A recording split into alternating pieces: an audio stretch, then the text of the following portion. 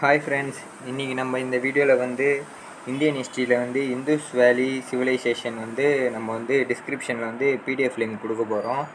நீங்கள் வந்து அதை வந்து டவுன்லோட் பண்ணி யூஸ் பண்ணிக்கலாம். இந்த பிடிஎஃப்பில் வந்து ஹரப்பாவின் கண்டுபிடிப்பு இருக்குது, செங்கற்களின் ஆரம்ப பயன்பாடு இருக்குது, தொல்லியல் அகழ்வாராய்ச்சிகள் இருக்குது, அதுக்கப்புறம் பொதுவான அம்சங்கள் இருக்குது, காலவரிசை மற்றும் ஏஎஸ்ஐ இருக்குது, அப்புறம் சிந்து நாகரிகம் இருக்குது, ஹரப்பா நாகரிகத்தின் தனித்துவமான அம்சங்கள் இருக்குது, தெருக்கள் மற்றும் வீடுகள் இருக்குது, வடிகால் அமைப்பு இருக்குது, கிரேட் பாத் இருக்குது, மொஹஞ்சதாரோ, பெரிய தானிய களஞ்சியம் ஹரப்பா இருக்குது, அஸ்மில் ஹால் மொஹஞ்சதாரோ அது இருக்குது, அதுக்கப்புறம் வந்து லோத்தல் கப்பல் துறை இருக்குது, மொஹஞ்சதாரோவில் தலைவர்கள் இருக்குது, தொழில்நுட்பம் இருக்குது, கேவிடி வளாகம் இருக்குது, அப்புறம் வந்து கல்வெட்டுகள் மற்றும் டிக்ரிமேட் இருக்குது, ஆடை இருக்குது, அன்பும் அமைதியும் இருக்குது, ஆபரணங்கள் இருக்குது, நிர்வாகம் இருக்குது, தொழில் இருக்குது,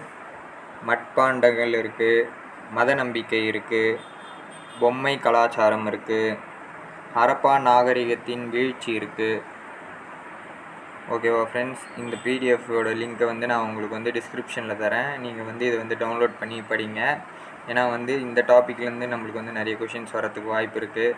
இதில் இருக்கிறத மட்டும் படித்தாலே வந்து போதும். இந்துஸ் வேலி சிவிலைசேஷனுக்கு குரூப் 4 வந்து கண்டிப்பாக வந்து கேள்வி கேட்பாங்க. இதோட பிடிஎஃப் லிங்க்கை வந்து நான் டிஸ்கிரிப்ஷனில் தரேன்.